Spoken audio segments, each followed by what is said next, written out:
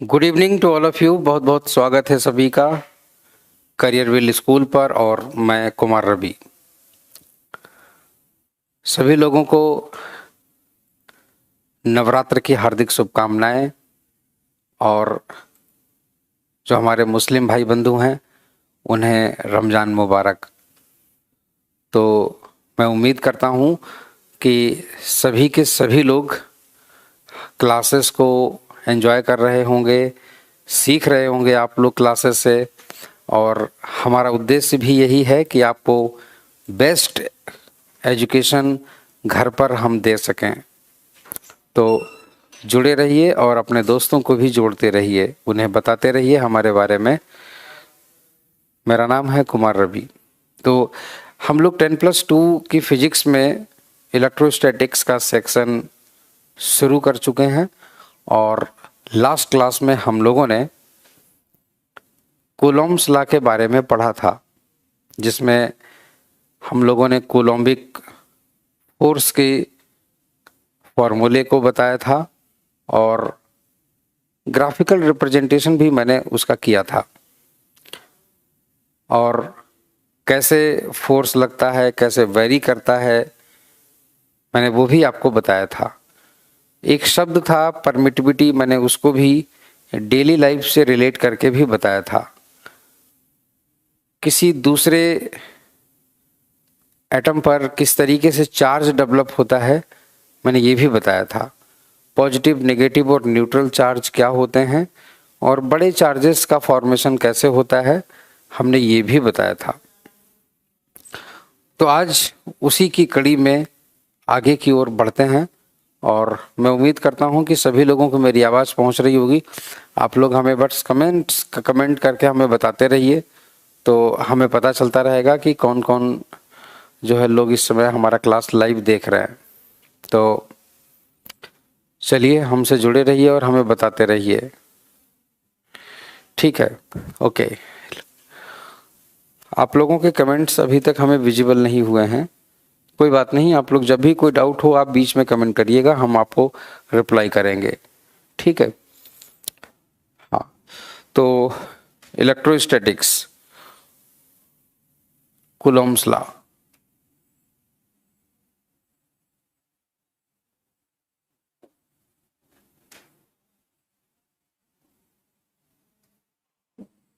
Coulomb's law, हाँ, इसमें last class में हम लोगों ने कूलॉम्स लॉ के फोर्स का डेरिवेशन किया था इस तरीके से। F is equal to 1/4 pi epsilon naught K Q1 Q2 upon R square, ठीक है? ये हमारा फोर्स का फार्मूला था जो लास्ट क्लास में हम लोगों ने पढ़ा था। और दूसरी चीज़, ये तो फार्मूला चलिए था ही, बट हम लोग इसका एक वेक्टर फॉर्म भी लिखेंगे, इसका एक वेक्टर फॉर्म लिखेंगे। कभी कभी क्या होता है कि आपके एग्जाम्स में पूछ देता है कि इसका वेक्टर फॉर्म क्या होगा, तो वेक्टर फॉर्म कैसे लिखते हैं देखिएगा। तो मान लीजिए कि जैसे ये वाला तुम्हारा प्लस Q1 है, ये वाला तुम्हारा प्लस Q2 है चार्ज, ठीक? और हम लोगों ने क्या किया था, हम लोगों ने ये किया था इस तरीके से, यहाँ से लेकर के यहाँ तक, इस तरीके से ऐसे करके, हाँ, इस तरीके से हम लोगों ने फोर्स दिखाया था। यहाँ पर लाइन दिखाई थी, ये जो लाइन थी ये इस तरफ एक वेक्टर भी, हम लोग एक वेक्टर के रूप में भी इसको दिखा सकते हैं। और हम लोग वेक्टर के रूप में इसको ऐसे दिखाएंगे, ध्यान से जरा देखिएगा, इसको ऐसे करके हम लोग दिखाएंगे, ठीक है ना? ये वेक्टर हम लोग इसको इस तरीके से दिखाएंगे, इसको हम लोग ये दिखाएंगे हमारा फोर्स लग रहा है 1 से 2 पर लग रहा है, तो इसको लिखेंगे F12, ठीक है? और ये वाला जो तुम्हारा वेक्टर है ये इस तरीके से, इसको हम लोग लिखेंगे R12 मान लीजिए। देखिए एक बात मैं आपको बता दूं बच्चों, हो सकता है कि किसी बुक में इसको R21 भी लिखा हो, इस फोर्स को F21 भी लिखा हो, तो इसमें घबराने की कोई बात नहीं है। ये आपकी मर्जी है कि जो फोर्स लगा रहा है वो पहले लिख रहे हो, जिस पर लग रहा है वो बाद में। ये चीज़ आप बस मेंशन कर दीजिए, कोई प्रॉब्लम नहीं है।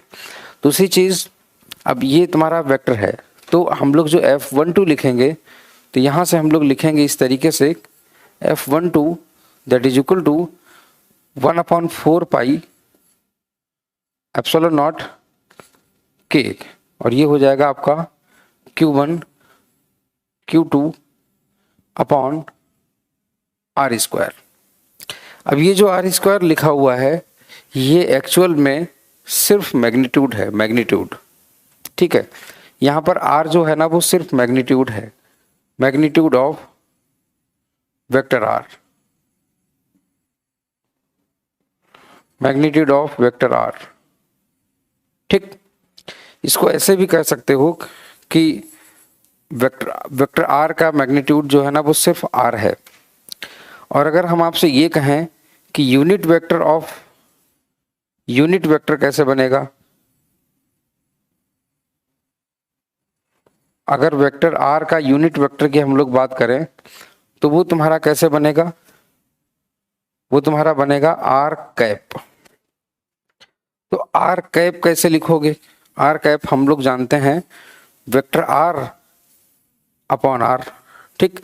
इसको ऐसे भी लिख सकते हो, इसको ऐसे भी लिख सकते हो, और इसको ऐसे भी लिख सकते हो, सिर्फ इतना, ठीक है ना।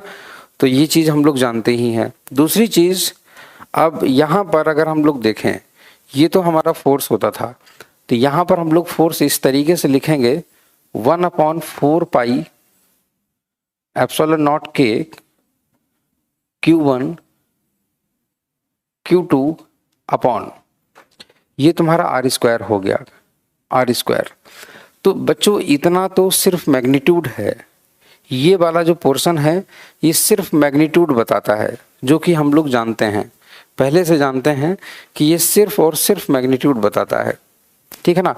तो हमको चाहिए वेक्टर, इसका वेक्टर फॉर्म, ठीक है ना। तो ये मैग्नीट्यूड है। अगर हमें वेक्टर फॉर्म चाहिए तो यहाँ पर एरो लगाना पड़ेगा, और यहाँ पर हमें यूनिट वेक्टर से मल्टीप्लाई करना पड़ेगा। अब किससे मल्टीप्लाई करना पड़ेगा, यूनिट वेक्टर से, क्योंकि जो यूनिट वेक्टर होता है वो हमें क्या बताता है, क्योंकि जो यूनिट वेक्टर होता है वो हमें डायरेक्शन बताता है। क्या बताता है, डायरेक्शन। उसके मल्टीप्लिकेशन से, यूनिट वेक्टर के मल्टीप्लिकेशन से मैग्नीट्यूड पर कोई असर नहीं पड़ेगा। जो प्रॉफिट होगा वो ये होगा कि यूनिट वेक्टर के मल्टीप्लिकेशन से हमें डायरेक्शन जरूर मिल जाएगी। तो यहाँ पर यूनिट वेक्टर जो होगा वो होगा हमारा वेक्टर R अपॉन R। तो इस तरीके से हम लोग देखते हैं, इस R का मल्टीप्लिकेशन जब इस R से होता है तो कुछ इस तरीके से हो जाता है, ऐसे करके। ये तुम्हारा F हो जाएगा F12, इसको हम लोग लिखेंगे और तुम्हारा यहाँ पर लिख देंगे R12, ठीक। तो ये तुम्हारा F12 that is equal to 1/4 pi epsilon naught K। यहाँ पर लिखेंगे Q1 Q2 upon R cube into R12, इस तरीके से लिखा जाता है। तो ये तुम्हारा वेक्टर फॉर्म हो जाता है, ठीक। सिमिलरली जब एक फोर्स इसके कारण इधर लगेगा ऐसे करके, तो मान लीजिए अगर हम इसे F21 लिखते हैं, 2 के कारण 1 पर लगे वाला फोर्स, तो हम लोग यहाँ पर उसको लिखेंगे सिमिलरली इस तरीके से F21 that is equal to 1/4 pi epsilon naught K into Q1 Q2 upon R cube into, और ये तुम्हारा हो जाता है R21, ये वाला वेक्टर, ठीक। तो इस तरीके से हम लोग यहाँ पर ये लिख लेते हैं। तो ये इसके वेक्टर फॉर्म हो जाते हैं। आई होप सो कि ये आप लोगों को क्लियर हो गया होगा, ठीक है। आई होप सो कि ये आप लोगों को क्लियर हो गया होगा। आप लोगों के कमेंट्स नहीं आ रहे हैं, जरा मैं टेक्निकल टीम से बात करता हूं कि कमेंट्स क्यों नहीं दिख रहे हैं, ठीक है, 1 मिनट।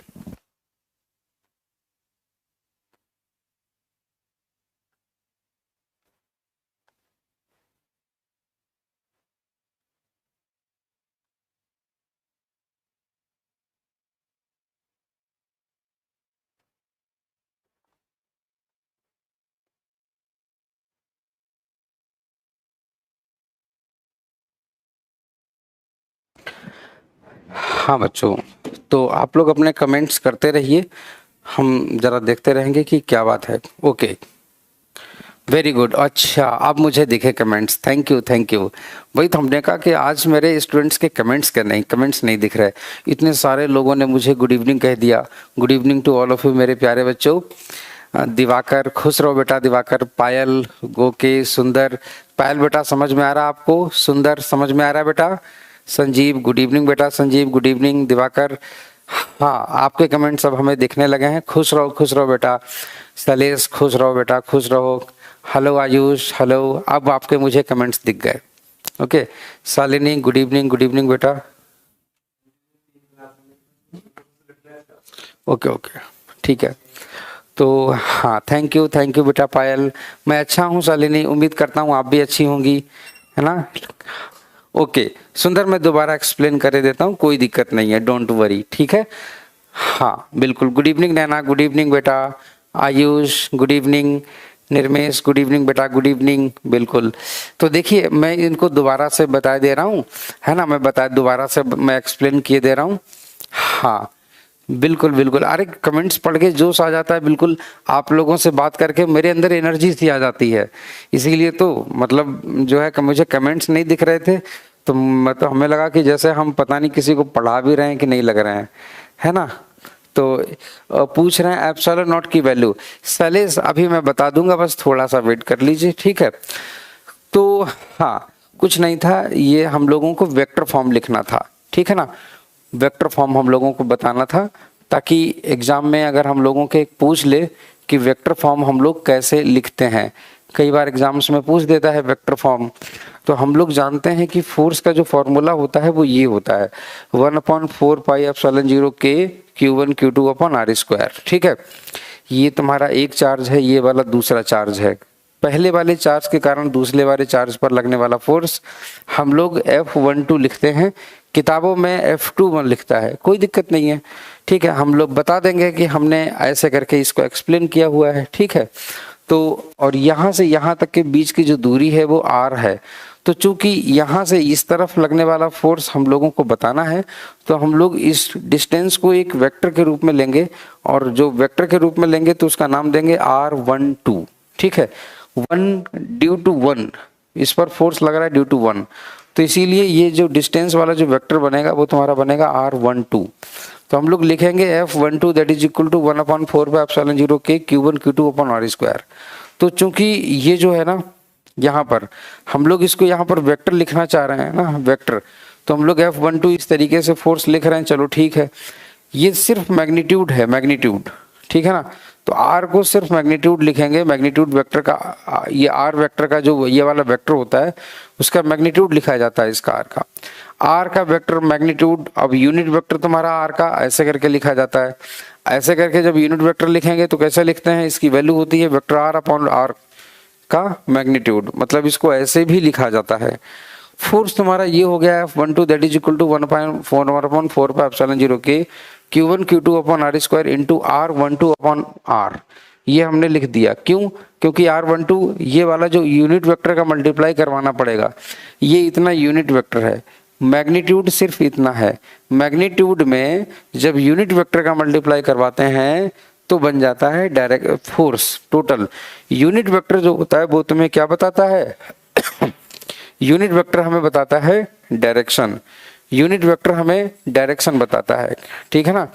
तो यूनिट वेक्टर हमें डायरेक्शन बताता है, ठीक।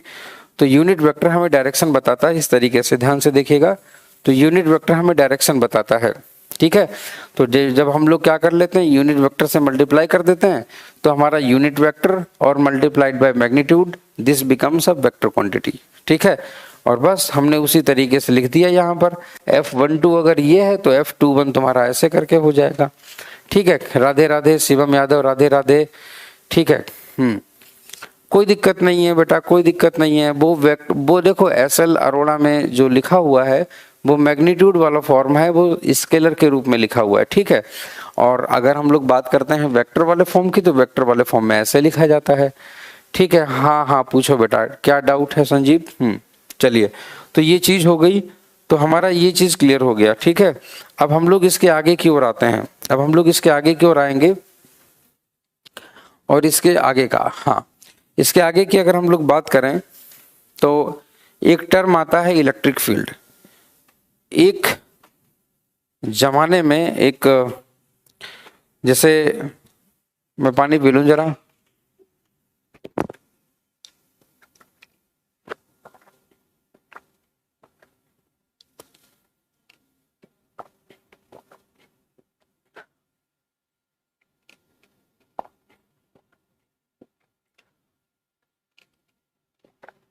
हाँ, तो मैं बात कर रहा था, once upon a time. Nirmesh बेटा आप अपने आप से नोट्स बनाते रहो, हम थोड़े स्वस्थ हो जाएं तो तुम्हें नोट्स भी हम बना के दे देंगे, मगर उनमें थोड़ा टाइम लगेगा। ठीक है, और हम बात कर रहे थे once upon a time in Mumbai.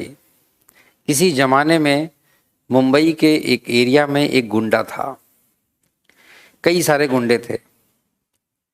मान लीजिए जैसे इस तरीके से ये तुम्हारी पूरी मुंबई है, और फिल्मों में ऐसा दिखाते थे, एक गुंडा है यहाँ पर रहता है, इस गुंडे का अपना एक एरिया है, ये गुंडा अपने इतने एरिया में बिजनेस करेगा। एक दूसरा गुंडा है, ये है, ये अपने इतने एरिया में धंधे करेगा। एक दूसरा गुंडा है, तीसरा बड़ा गुंडा है, ये अपने बाकी बचे हुए एरिया में बिजनेस करेगा। किसी एक गुंडे का छोटा सा भी हिस्सा या कोई भी गुंडा दूसरे एरिया में नहीं जा सकता। अगर वो जाएगा तो उसे डर लगेगा जाते समय, और ये वाला अगर इसमें आना चाहेगा तो इसे भी डर लगेगा। एक्चुअली डर का मतलब फोर्स लगेगा, विरोध होगा उसके घुसने का। बिल्कुल वैसे ही ये अगर इसमें जाना चाहेगा तो नहीं जा पाएगा, ये इसमें आना चाहेगा तो नहीं जा पाएगा, ये इसमें जाना चाहेगा तो नहीं जा पाएगा, ये इसमें जाना चाहेगा तो नहीं जा पाएगा। कोई भी गुंडा किसी दूसरे के एरिया में नहीं जाएगा, अपना बिजनेस अपने ही एरिया में करेगा। तो हर एक का अपना अपना एक एरिया है।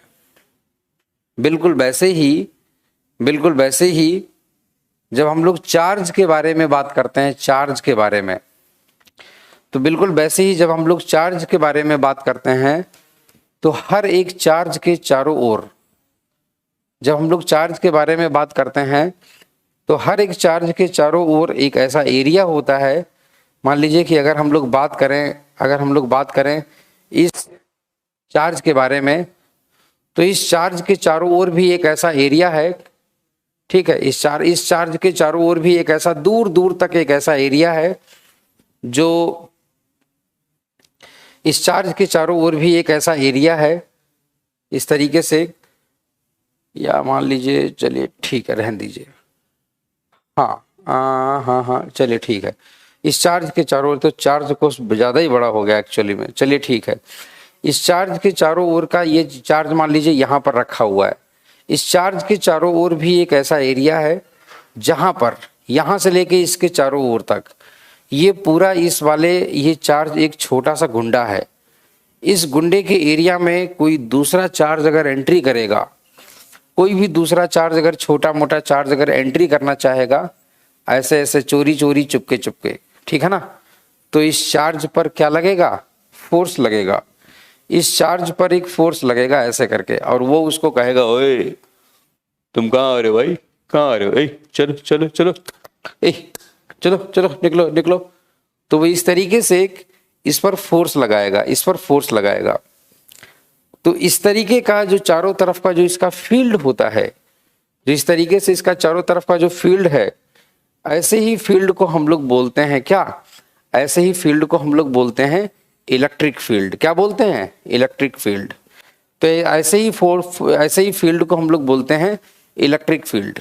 किसी भी चार्ज के चारों तरफ का एक ऐसा एरिया, एक ऐसा फील्ड जहां पर कोई दूसरा चार्ज एक फोर्स को एक्सपीरियंस करता है, ऐसे फील्ड को हम लोग इलेक्ट्रिक फील्ड कहते हैं। ठीक है, ऐसे फील्ड को हम लोग इलेक्ट्रिक फील्ड कहते हैं। Electric field can be defined as the field around any charge where any other charge experiences a force. ठीक है, वेलकम ऋषभ, वेलकम ऋषभ, बहुत बढ़िया बेटा।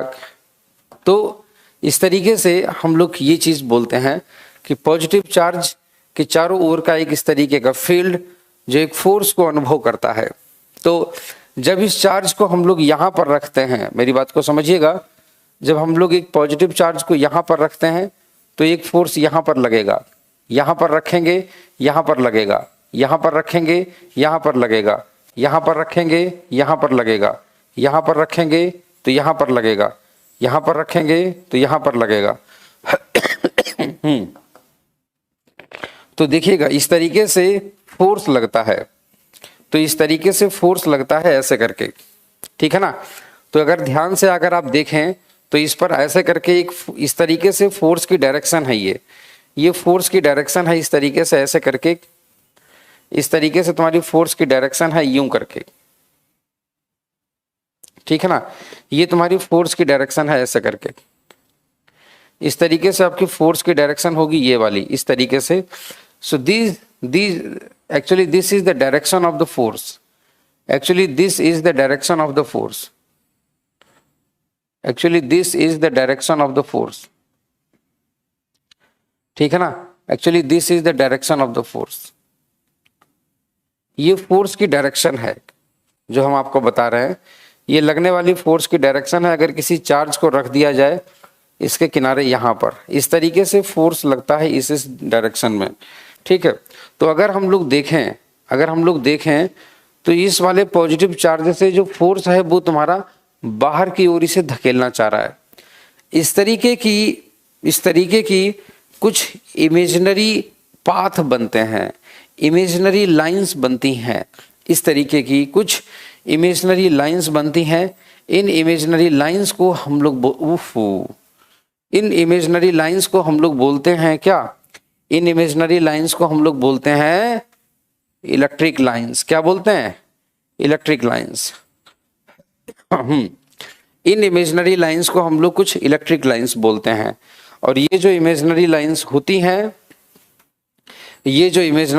होती हैं, इस तरीके की, ये सब पॉजिटिव चार्ज से निकलती हैं।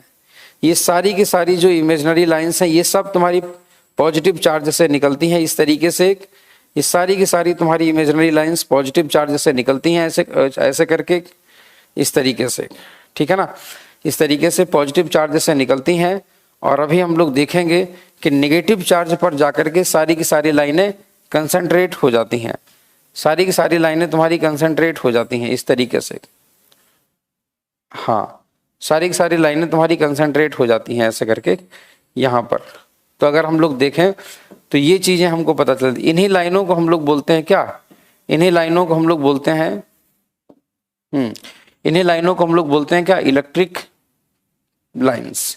इन्हीं लाइनों को हम लोग इलेक्ट्रिक लाइंस बोलते हैं। एक्चुअली में डायग्राम कुछ ज्यादा ही कंजेस्टेड हो चुका है, तो आप समझ रहे होंगे मैं कहना क्या चाह रहा हूँ। ठीक है ना, तो इस तरीके से तुम्हारे जो है ना इलेक्ट्रिक लाइंस तुम्हारी यहाँ से ऐसे ऐसे करके निकलती हैं, ऐसे करके। आप समझ रहे होंगे मैं क्या बताना चाह रहा हूँ। ठीक है, तो इस तरीके से तुम्हारी इलेक्ट्रिक लाइनें निकलती हैं पॉजिटिव चार्ज से। और चलिए मैं इसको जो है ना ऐसे करके मैं दूसरे उस पर बनाए दे रहा हूँ पेज पर, आप समझ गए होंगे फिलहाल तो। तो ऐसे करके ये तुम्हारा पॉजिटिव चार्ज है और इस तरीके से कुछ इस तरीके से कुछ लाइनें निकलती हैं ऐसे करके, ठीक है ना। इस तरीके से कुछ लाइनें निकलती हैं और वो लाइनें कौन सी होती हैं, ये वो लाइनें होती हैं जिन लाइनों पर कोई भी चार्ज फोर्स एक्सपीरियंस करता है। ये वो लाइनें होती हैं जिन लाइनों पर कोई भी चार्ज फोर्स एक्सपीरियंस करता है ऐसे करके। ये वो लाइनें होती हैं जिन लाइनों पर कोई भी चार्ज फोर्स एक्सपीरियंस करता है ऐसे करके, ठीक है ना। कोई भी चार्ज फोर्स एक्सपीरियंस करता है ऐसे करके, ऐसे करके, इस तरीके से, ठीक है। तो these lines are known as electric lines, ठीक है ना। तो these lines are known as electric lines. These lines are known as electric lines. Okay, तो एक्चुअली में ये इमेजिनरी लाइंस होती हैं। इलेक्ट्रिक लाइंस जो होती हैं वो पॉजिटिव चार्ज से निकलती हैं और नेगेटिव चार्ज पर जाकर के कंसंट्रेट होती हैं, मतलब कन्वर्ज हो जाती हैं। नेगेटिव चार्ज पर जाकर के वो कन्वर्ज हो जाती हैं ऐसे करके, नेगेटिव चार्ज पर जाकर के वो कन्वर्ज होती हैं ऐसे करके, ठीक है ना। तो इस तरीके से बनता है तुम्हारा नेगेटिव चार्ज पर लाइनों का कंसंट्रेशन। तो यहां पर मैं वो भी लिखूंगा कि electric lines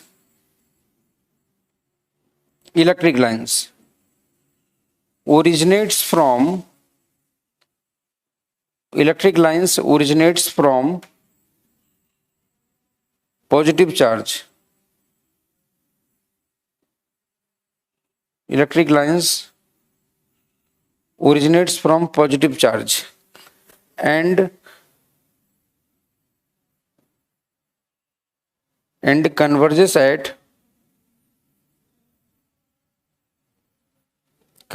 at negative charge.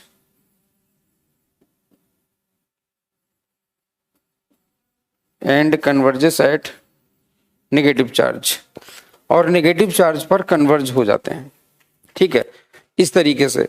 दूसरी चीज अब मैं बात करता हूं जरा इलेक्ट्रिक फील्ड के बारे में, मैं और बात करूं अभी, क्योंकि इलेक्ट्रिक लाइनें के बारे में हम थोड़ी देर बाद फिर से करेंगे इलेक्ट्रिक फील्ड। तो सबसे पहली चीज हम लोग इलेक्ट्रिक फील्ड के बारे में बात कर रहे थे। इलेक्ट्रिक फील्ड, तो देखिएगा इलेक्ट्रिक फील्ड, ओके, हिंदी में लिखिए बेटा, हिंदी में मैं बोलूंगा, डोंट वरी, ठीक है। हाँ, तो इलेक्ट्रिक फील्ड, इसको हिंदी में बोलते हैं वैद्युत क्षेत्र, इसको हिंदी में वैद्युत क्षेत्र कहते हैं हम लोग, ठीक है। और मान लीजिए कि कोई बहुत बड़ा सा कोई चार्ज है, इसकी ताकत का अंदाजा कैसे लगाओगे, इसकी ताकत का अंदाजा कैसे लगाओगे?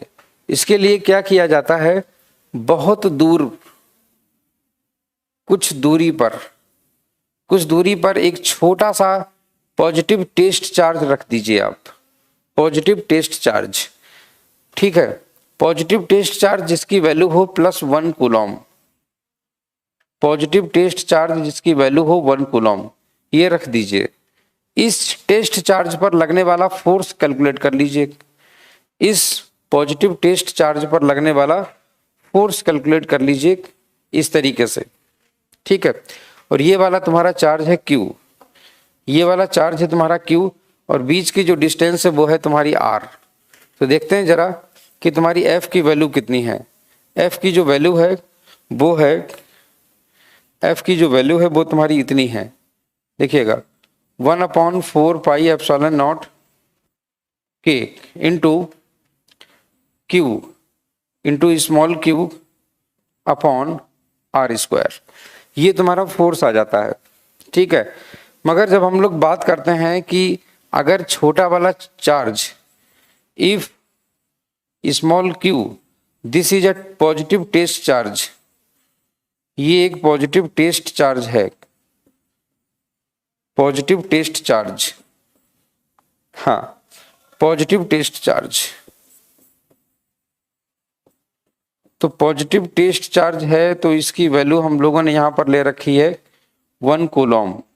तो उस केस में इस पर लगने वाला फोर्स कितना हो जाएगा, तो फोर्स कितना हो जाएगा तुम्हारा 1/4 पाई एप्सिलॉन जीरो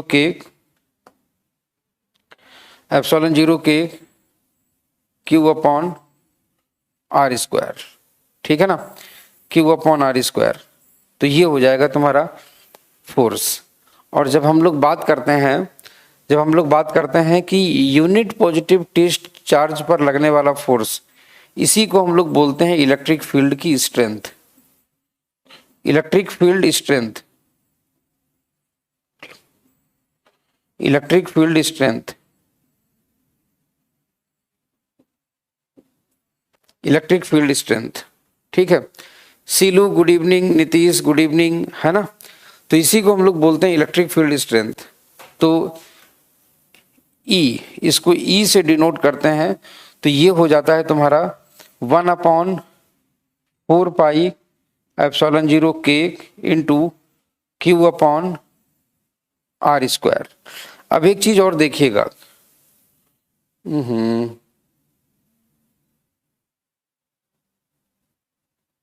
हाँ चलिए कोई बात नहीं, यहीं पे हम लोग आगे ऐड कर लेते हैं।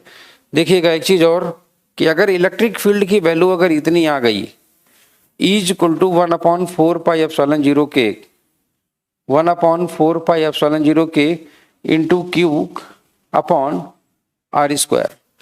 तो इसको ऐसे भी तो लिखा जा सकता है, इसको ऐसे भी तो लिखा जा सकता है, इज इक्वल टू 1/क्यू इंटू 1/4 पाई एप्सिलॉन जीरो के into Q upon are square into Q.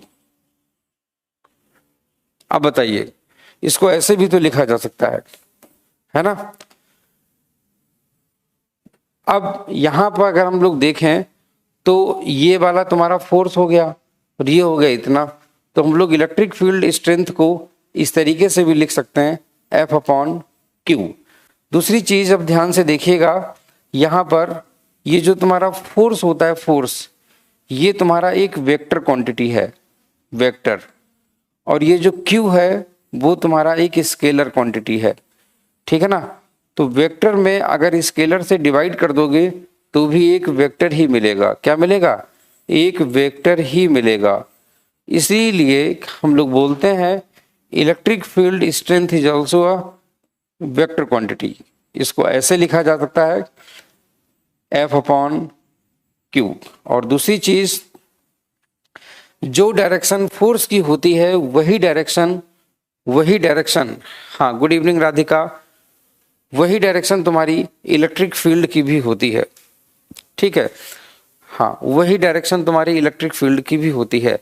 Force एक वेक्टर क्वांटिटी है, क्यू एक स्केलर क्वांटिटी है, इसीलिए इलेक्ट्रिक फील्ड स्ट्रेंथ भी तुम्हारी एक वेक्टर क्वांटिटी होगी, ठीक है। क्योंकि वेक्टर में स्केलर से डिवाइड कर दो या मल्टीप्लाई कर दो तो वेक्टर ही आता रहा है, ठीक है ना। अच्छा, पहले वाला नोट नहीं किया था कॉपी में, कोई बात नहीं, ये लो नोट कर लो, पहले वाला नोट कर लो, हम यहीं पर हैं, ठीक है। हाँ नोट कर लो। जी हाँ, एप्सिलॉन नॉट बोलते हैं।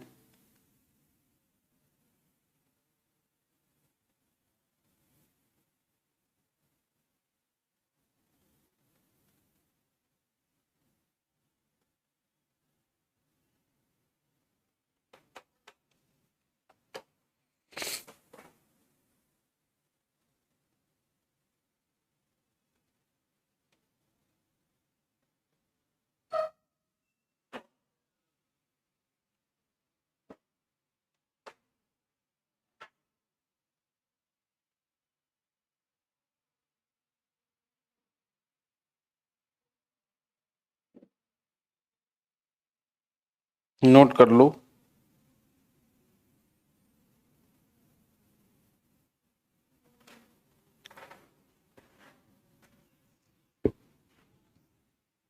हाँ अच्छा, मैम से बोलें फर्स्ट चैप्टर में बायो से स्टार्ट करें, ओके ठीक है।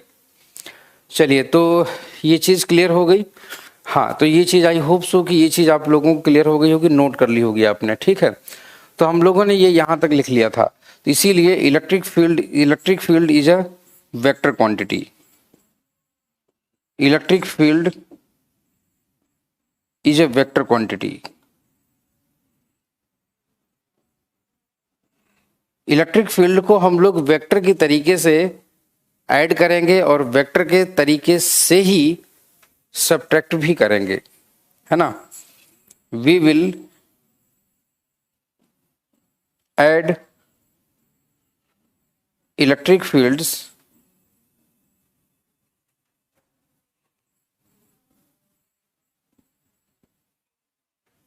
Similar to vectors. हम लोग इलेक्ट्रिक फील्ड को वेक्टर के तरीके से ही ऐड करेंगे और वैसे ही वो करेंगे, सब्ट्रैक्ट करेंगे, ठीक है। हाँ, तो चलिए ये चीज हो गई। और दूसरी चीज, हाँ ये तो हो गया हमारे पास में। अब जैसे दूसरी चीज मैं आपको और बताता हूँ, ध्यान से देखिएगा। दूसरी चीज ये है, हाँ चलिए, दूसरी चीज ये है इस तरीके से कि जब भी हम लोग बात करते हैं इलेक्ट्रिक फील्ड के बारे में, तो जरा ध्यान से देखिएगा। इलेक्ट्रिक फील्ड के बारे में अगर हम लोग बात करेंगे, इलेक्ट्रिक फील्ड के बारे में हम लोग बात करेंगे इस तरीके से, तो इलेक्ट्रिक फील्ड का जो फॉर्मूला है वो है आपका 1/4 पाई एप्सिलॉन नॉट के into Q1 Q2 upon R square, ठीक है। तो दोस्त यहाँ पर जरा ध्यान से देखिएगा कि ये ठीक है ना, R और ये तुम्हारा E है, ठीक है। ये R और ये तुम्हारा E है। अगर हम देखें इन दोनों के बीच का ग्राफ बनाएं तो ग्राफ तुम्हारा इस तरीके का बनेगा, क्योंकि मैं आपको पहले ही बता चुका हूँ E जो है ना वो इन्वर्सली प्रोपोर्शनल है R स्क्वायर के, इसीलिए इसका ग्राफ ऐसे बनेगा। दूसरी चीज, अगर हम लोग बात करें चार्ज के बारे में, ठीक है ना, चार्ज के बारे में अगर हम लोग बात करें तो ये है तुम्हारा E प्रोपोर्शनल टू Q, ठीक है ना, E प्रोपोर्शनल टू Q। तो डायरेक्टली प्रोपोर्शनल होता है चार्ज के डायरेक्टली प्रोपोर्शनल होता है, इसीलिए तुम्हारा ये ऐसे बनता है। अब मेन चीज ये आती है कि इन दोनों का ग्राफ ये ऐसे बनता कैसे है, ठीक है। ये बनता कैसे है तो जरा हम लोग वो भी देख लें। मैं आपको ये बता दूं कि इनके ग्राफ ऐसे ही क्यों बनते हैं। अगर आप लोग कहेंगे तो मैं आपको ये प्रूफ करके बता दूंगा कि इनके ग्राफ ऐसे ही बनते हैं। अगर आप लोग कहेंगे तो मैं आपको प्रूफ करके बताऊंगा कि ये ग्राफ ऐसे ही बनते हैं। बताइए बच्चों, क्या मैं बता दूं? ओके, ठीक है, बिल्कुल मैं आपको, हाँ बिल्कुल मैं बताता हूं। बहुत अच्छा लगता है जब आप हमसे बिल्कुल खुल के चीजें पूछते हैं। तो जहां कहीं भी आप लोगों को डाउट हो तो आप लोग हमसे बता दिया करिए, ठीक है। क्योंकि देखिए, कुछ चीजें दिल में रखने से अच्छा है कि उन्हें बाहर निकाल दिया जाए। सही समय पर दिल से निकाली गई बातें रिजल्ट बदल देती हैं जिंदगी के, है ना। तो कभी भी कोई भी बात हो वो दिल में दबा के मत रखना, उसे बाहर उजागर रखना, ठीक। जी हाँ आदित्य, एप्सिलॉन नॉट की वैल्यू होती है 8.85 इंटू 10⁻⁻12 फैरड पर मीटर, ठीक है। Thank you so much Nirmesh. हाँ, तो चलिए देखिएगा। अब जैसे हम लोग आपको ग्राफ बता देंगे, ग्राफ कैसे बनते हैं। मान लीजिए कि अगर हम लोग जैसे लिखते थे, सपोज दैट, मान लीजिए जैसे अगर हम लोग आपसे ये कह दें, अगर हम आपसे ये कह दें कि y प्रोपोर्शनल टू x, ठीक है, y प्रोपोर्शनल टू x, ठीक है। तो y प्रोपोर्शनल टू x, इसका मतलब ये हो जाता है कि जब ये प्रोपोर्शनलिटी का साइन हटाते हैं हम लोग, तो हम लोग लिखते हैं y इक्वल टू kx, ठीक है। ये k एक प्रोपोर्शनलिटी कांस्टेंट होता है, वो उसकी यूनिट है, ये इसकी यूनिट है, ठीक, जो हमने मिटा दी ऐसे करके, ठीक है। चलिए, तो यहां पर अगर हम लोग ध्यान से देखें, मान लीजिए k की वैल्यू 1 है, सपोज दैट, तो उस केस में y बराबर मान लीजिए x आ गया, या मान लीजिए हमने कह दिया 2 आ गया, चलिए 2 लिख लीजिए, ठीक है ना, कुछ भी नंबर ले सकते हैं, एक प्रोपोर्शनलिटी कांस्टेंट है, ठीक है। तो हमने लिख लिया यहां पर y इक्वल टू 2x। अब हमें एक बात बताइए, हम एक टेबल बनाएंगे, टेबल इस तरीके से,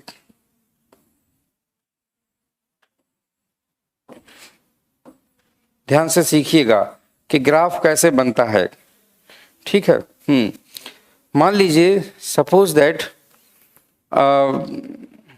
इस तरीके से, ये तुम्हारा y है, ये तुम्हारा x है, x की वैल्यू 0 ले ली, तो y की वैल्यू तुम्हारी कितनी आ गई, y1, मतलब ये तुम्हारा x1 हो गया, ये तुम्हारा x2 हो गया, ये तुम्हारा x3 हो गया, एक तुम्हारा x4 हो गया।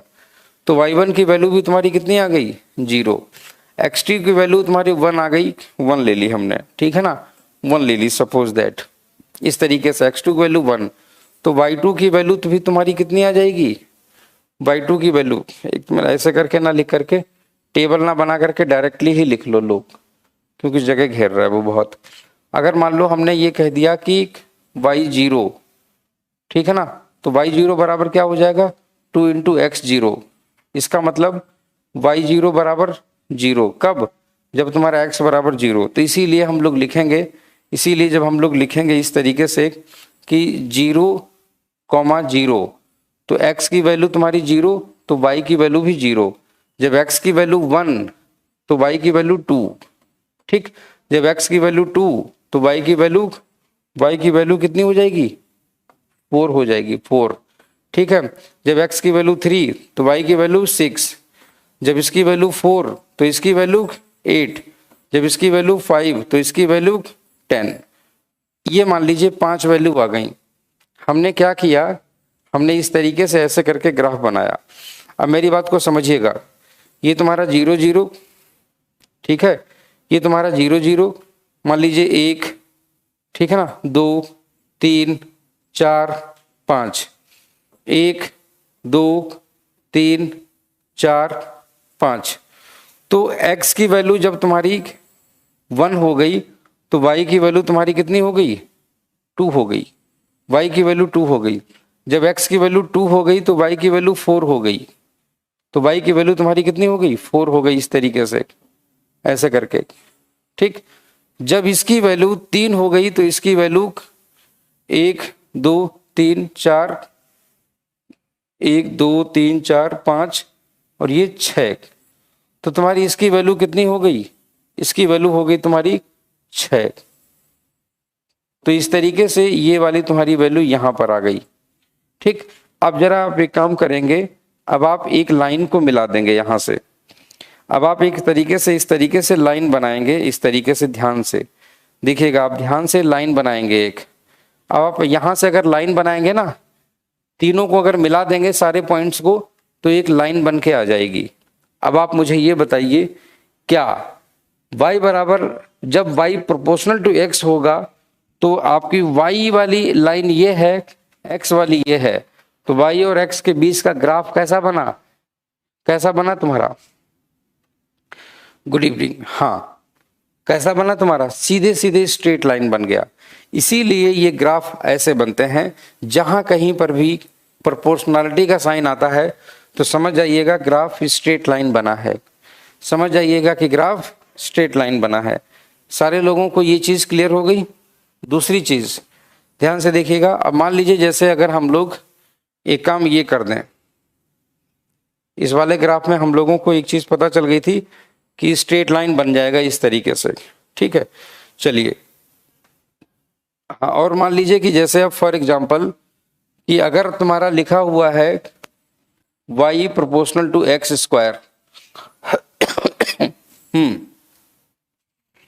y proportional to X square, इसका मतलब y is equal to K X square. k की वैल्यू कुछ भी मान लीजिए 1 मान लीजिए, सपोज दैट मान लीजिए, तो यहां पर y इज इक्वल टू क्या हो गया है, एक्स स्क्वायर हो गया। अब उस केस में अगर हम लोग x, y की वैल्यू अगर हम लोग जोड़े बनाएं तो एक बार जरा x की वैल्यू 0 रखेंगे तो y की वैल्यू भी 0 आ जाएगी, x की वैल्यू 1 रखेंगे तो y की वैल्यू भी 1 आ जाएगी, मगर जैसे ही x की वैल्यू 2 रखेंगे y की वैल्यू 4 आ जाएगी, जैसे ही x की वैल्यू 3 रखेंगे तो तुरंत इसकी वैल्यू 9 आ जाएगी, जैसे इसकी वैल्यू 4 रखेंगे तुरंत इसकी वैल्यू 16 आ जाएगी। सोचिए ये तुम्हारे x और y की वैल्यूज हो गई। अगर हम लोग इनके ग्राफ बनाना शुरू करें इस तरीके से ऐसे करके, तो सोचिए ग्राफ कहाँ जाएगा, ये तुम्हारा y आ जाएगा और ये तुम्हारा x आ जाएगा, ठीक है ना। तो समझिएगा कि मान लीजिए जैसे यहाँ पर ये 1 है, ये तुम्हारा 2 है, ये तुम्हारा 3 है, 1 2 3, ये तुम्हारा 4 है, ये तुम्हारा 5 है, ये तुम्हारा 6 है, ये तुम्हारा 7 है और ये तुम्हारा 8 है, ये तुम्हारा 9 है और ये तुम्हारा 10 है, इस तरीके से, ठीक है ना। यहाँ पर तुम्हारा 1 है, यहाँ पर तुम्हारा 2 है, यहाँ पर तुम्हारा 3 है, यहाँ पर तुम्हारा 4 है, यहाँ पर तुम्हारा 5 है, यहाँ पर तुम्हारा 6 है, यहाँ पर तुम्हारा 7 है, यहाँ पर तुम्हारा 8 है, यहाँ पर तुम्हारा 9 है, यहाँ पर तुम्हारा 10 है, यहाँ पर तुम्हारा 11 है, यहाँ पर तुम्हारा 12 है, यहाँ पर तुम्हारा 13 है, यहाँ पर तुम्हारा 14 है, ठीक है ना। और इसके आगे अगर हम लोग चले जाएं इस तरीके से, तो यहाँ पर तुम्हारा 15 है और यहाँ पर तुम्हारा 16 है, ठीक। तो जरा ध्यान से देखिएगा इस तरीके से 0 0 वाला पॉइंट ये है, 1 1 वाला पॉइंट तुम्हारा ये है, 2 2 4 वाला पॉइंट तुम्हारा यहाँ पर आएगा ऐसे करके, 2 और 4 वाला पॉइंट तुम्हारा यहाँ पर आएगा ऐसे करके, उसके बाद में 3 और 9 वाला तुम्हारा पॉइंट यहाँ पर आएगा ऐसे ऐसे करके, ये वाला तुम्हारा 3 और 9 वाला पॉइंट हो जाएगा ऐसे ऐसे ऐसे ऐसे ऐसे ऐसे करके, ठीक। और तुम्हारा 4 और 16 वाला पॉइंट तुम्हारा यहाँ पर आ जाएगा ऐसे ऐसे ऐसे ऐसे, तो तुम्हारा 4 और 16 वाला तुम्हारा पॉइंट यहाँ पर ऐसे ऐसे करके यहाँ पर आ जाएगा, ये वाला पॉइंट। अब आप अगर इनको मिलाना चाहें तो इनको ऐसे करके मिलाएं, इनको ऐसे मिलाएं, फिर इनको ऐसे मिलाएं, फिर इनको ऐसे करके मिलाएं। अब आप देखिए कि इसका जो ग्राफ है वो तुम्हारा कैसा बना है। इसका अब आप देखिए जरा ध्यान से कि ये चीज कैसे बन के जा रही है, सीधे ऊपर उठती चली जा रही है, हाँ या ना। तो इस तरीके से तुम्हारा ग्राफ इसका ऐसे बनता है।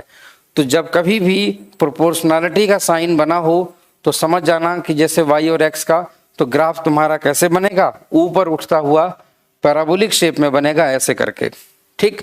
मगर जब कभी भी यही चीज उल्टी होती है, जब यही चीज उल्टी होती है तो तुम्हारा ग्राफ कैसे बनता है, देखिएगा जरा ध्यान से। जब यही चीज तुम्हारी उल्टी हो, y प्रोपोर्शनल टू 1/x², ठीक है, तब उस केस में क्या होता है, मेरी बात को जरा ध्यान से सुनिएगा। हम लोग लिखेंगे y = k/x², ठीक। तो उस केस में मान लीजिए कि k की वैल्यू 1 मान लीजिए k, ठीक। तो उस केस में y = 1/x², कुछ भी मान लीजिए आप, ग्राफ सेम टाइप का ही निकल के आएगा। उस केस में अगर हम लोग देखेंगे x, y के जोड़े बनाएंगे, तो मान लीजिए कि जैसे सपोज दैट x की वैल्यू 5 रख लीजिए, 5, या मान लीजिए छोटे छोटे नंबर रखिए आप, छोटे छोटे। x की वैल्यू अगर आप 0 रखेंगे तो y की वैल्यू इनफाइनाइट हो जाएगी, x की वैल्यू अगर आप 1 रखेंगे तो y की वैल्यू 1 हो जाएगी, और मान लेते हैं कि अगर x की वैल्यू 2 रखेंगे तो y की वैल्यू 0.5 हो जाएगी, ठीक है। और मान लेते हैं कि अगर आप x की वैल्यू मान लीजिए 3 रखते हैं तो इसकी वैल्यू हो जाएगी 0.33, ठीक है। x की वैल्यू 4 रखेंगे तो आपकी हो जाएगी 0.25। इस तरीके से वैल्यू इसकी चेंज होगी। चलिए ग्राफ बनाते हैं। मान लीजिए फॉर एग्जाम्पल, मान लीजिए तुम्हारा 0 है, इनफाइनाइट तुम्हारा यहाँ है y, और ये तुम्हारा x है, ठीक है। तो x की वैल्यू ये मान लीजिए तुम्हारी 1 है, 1, ये मान लीजिए 2 है, ये मान लीजिए 3 है, ये मान लीजिए 4 है, ठीक है। तो इनफाइनाइट तो तुम्हारी यहाँ पर है, इस तरीके से बिल्कुल टच हो गई, और 1, इसकी वैल्यू 1 मान लीजिए यहाँ पर है, और 0.5 जो इसकी वैल्यू होगी तुम्हारी वो होगी यहाँ पर। एक सेकेंड, ऐसे मान लेते हैं, थोड़ा सा ऊपर दिखाते हैं, मान लेते हैं कि इसका जो 1 है ना, मान लेते हैं 1 इसका यहाँ पर है, तो दिखाने में थोड़ी आसानी होगी। हाँ, तो 0.5 तुम्हारा यहाँ पर है, 0.5 तुम्हारा यहाँ पर है, 0.33 तुम्हारा लगभग यहाँ पर आएगा, ठीक। और 0.25 तुम्हारा आ जाएगा लगभग यहाँ पर। 0.25 तुम्हारा लगभग यहाँ पर आ जाएगा, ठीक है। अब आप देखिएगा, तो 0 के साथ में इनफाइनाइट, जब तुम्हारी x की वैल्यू 0 होगी तब तुम्हारा ग्राफ कहाँ जाएगा? जब तुम्हारी x की वैल्यू 0 होगी तो ग्राफ तुम्हारा यहाँ जाएगा, इस तरीके से, बिल्कुल यहाँ पर होगा पॉइंट। उसके बाद में 1 पर तुम्हारी वैल्यू क्या हो जाएगी? 1 हो जाएगी।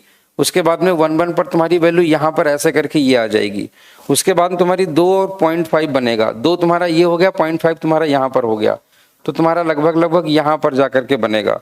उसके बाद में 3 और ये तुम्हारा हो जाएगा, 3 और इतना, 3 पर तुम्हारी वैल्यू ये वाला पॉइंट पकड़ेगी, क्योंकि इसके सामने ये आएगा ना 0.33। 4 पर तुम्हारा 0.5 पॉइंट इस पर चला जाएगा, 4 पर तुम्हारा ये वाला पॉइंट यहाँ पर आ जाएगा, ऐसे ऐसे करके, ठीक है। और 0.5 पर तुम्हारा ये था, और यहाँ पर ये था, यहाँ पर इनफाइनाइट था। जरा इन सभी को एक साथ जरा मिला दो तो तुम्हें अपने आप खुद देखने लगेगा कि ग्राफ किस तरफ जा रहा है। तो यही रीजन होता है कि इसका ग्राफ हमेशा ऐसे ही बनता है, यही रीजन होता है कि इसका ग्राफ तुम्हारा ऐसे करके हमेशा ऐसे ही बनता है, ऐसे करके, ठीक है ना। तो ये इस तरीके से होता है। इसीलिए जब कभी भी y प्रोपोर्शनल टू 1/x या 1/x² हो तो समझ जाना कि ग्राफ कुछ इस तरीके से बनेगा।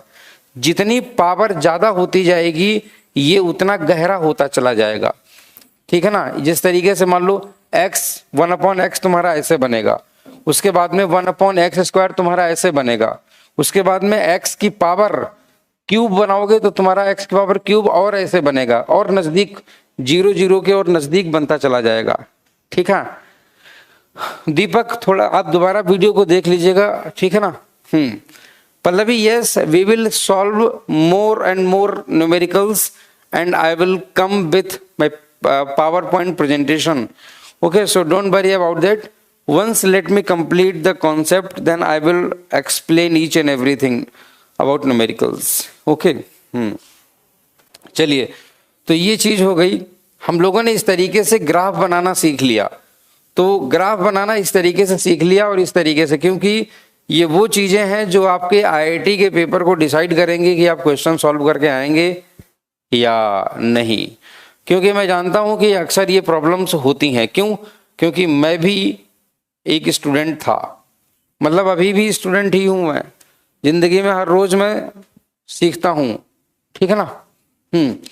चलिए,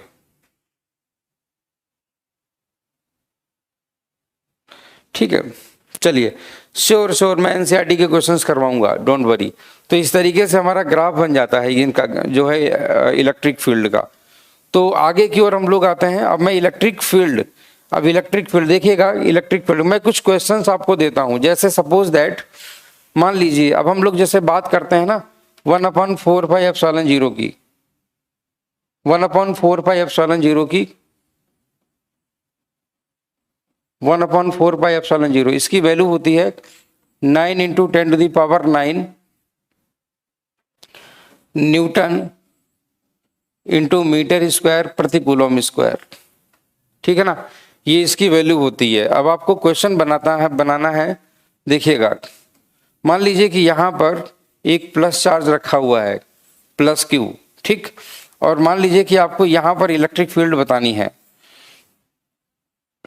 आपको यहाँ पर इलेक्ट्रिक फील्ड स्ट्रेंथ बतानी है, और यहाँ से यहाँ तक की जो बीच की दूरी है वो मान लीजिए R = 2 मीटर्स है, 2 मीटर्स, ठीक, इस तरीके से।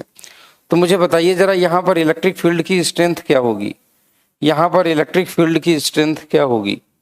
हाँ, तो और Q की जो वैल्यू है वो है 4 कूलम्स। बताइए, क्वेश्चन है आपका, इस तरीके से ध्यान से बताइए। चलिए, इलेक्ट्रिक फील्ड स्ट्रेंथ मुझे बताइएगा। दीपक, आप लेट आए हैं क्या? अगर आप लेट आए हैं तो आप एक बार लेक्चर को फिर से देखिएगा, आपको सब समझ में आ जाएगा। जब भी कभी ऐसा लगे कि थोड़ा नहीं समझ में आया है लेक्चर को 3 से 4 बार आप देखिए, you will find each and everything.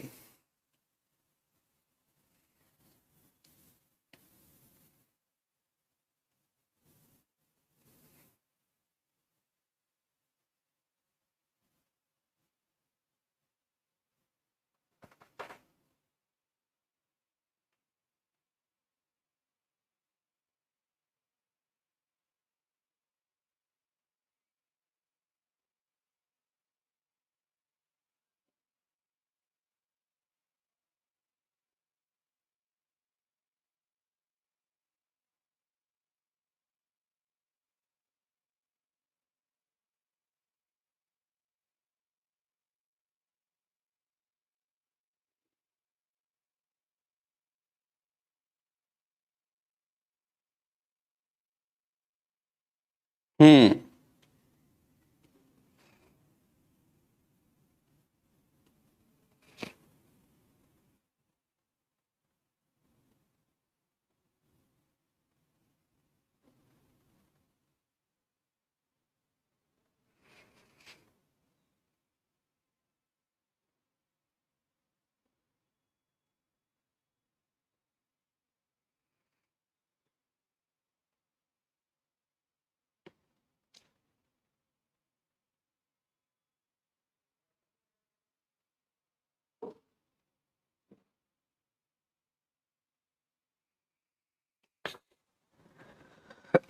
हाँ, आ गया आंसर।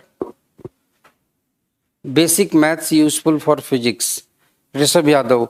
ठीक है बेटा, ठीक है, ठीक है, हम डोंट वरी, हम वो भी करवा देंगे किसी दिन। अच्छा, ग्राफ में आपको प्रॉब्लम होती है, कोई बात नहीं, मैं एक काम कर दूंगा, मैं ग्राफ की एक स्पेशल क्लास किसी दिन संडे को रख लूंगा। ठीक है, ग्राफ की किसी दिन एक स्पेशल क्लास संडे को रख लेंगे हम लोग, ठीक है। हाँ, ग्राफ की हम लोग एक स्पेशल क्लास संडे को रख लेंगे।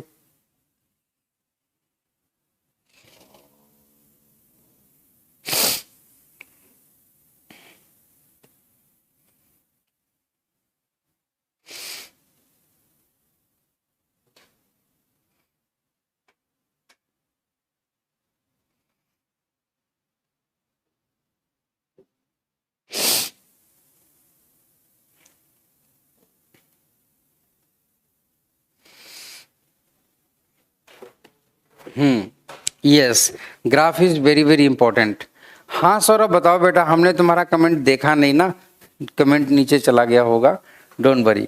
देखिए, तो इसको किस तरीके से लगाएंगे, बहुत सिंपल है। हम लोग इलेक्ट्रिक फील्ड का फॉर्मूला जानते हैं, 1/4πε0, 1/4πε0 Q अपॉन आर स्क्वायर। ठीक, तो यहाँ पर हम लोग लिखेंगे इज इक्वल टू 9 इंटू 10⁹9, ठीक है ना, इंटू क्यू, क्यू की वैल्यू है तुम्हारी 4 अपॉन 2 का स्क्वायर। ठीक, तो तुम्हारा इज इक्वल टू हो जाएगा 9 इंटू 10⁹9 न्यूटन पर कूलम, न्यूटन पर कूलम। अब ये न्यूटन पर कूलम इसकी यूनिट होती है। ठीक, न्यूटन पर कूलम, क्योंकि हम लोग जानते हैं इज इक्वल टू, अभी कुछ देर पहले हम लोगों ने लिखा था F upon Q, is equal to F upon Q लिखा था मैंने इस तरीके से, ठीक है ना।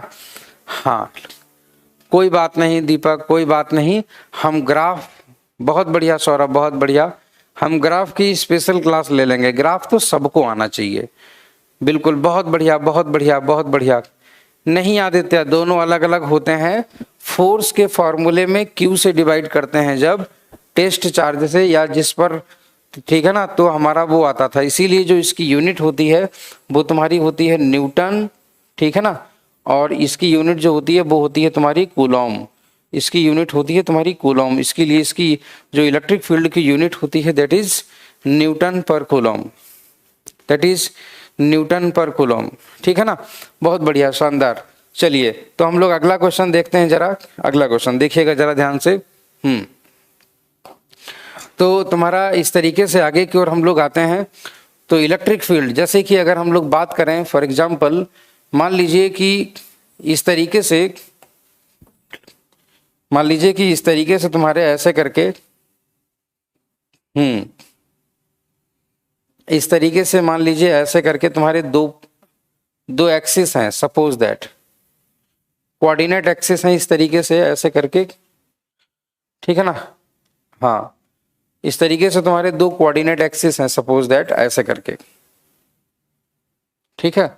ये तुम्हारे दो कोऑर्डिनेट एक्सिस हैं और मान लीजिए अगर हम आपसे ये कहें कि दो चार्ज हमने रख दिए, दो चार्ज हमने रख दिए, एक तुम्हारा चार्ज हमने यहाँ पर रख दिया ऐसे करके और एक चार्ज हमने मान लीजिए यहाँ पर ऐसे करके रख दिया, ठीक है।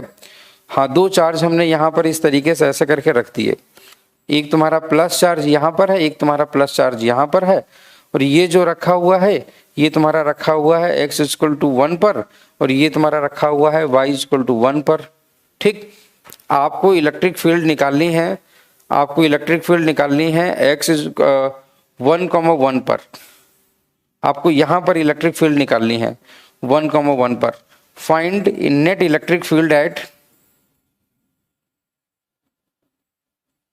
find net electric field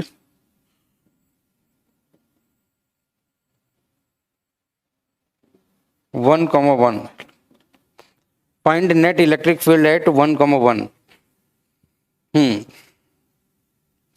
बताइए, find net electric field at 1,1।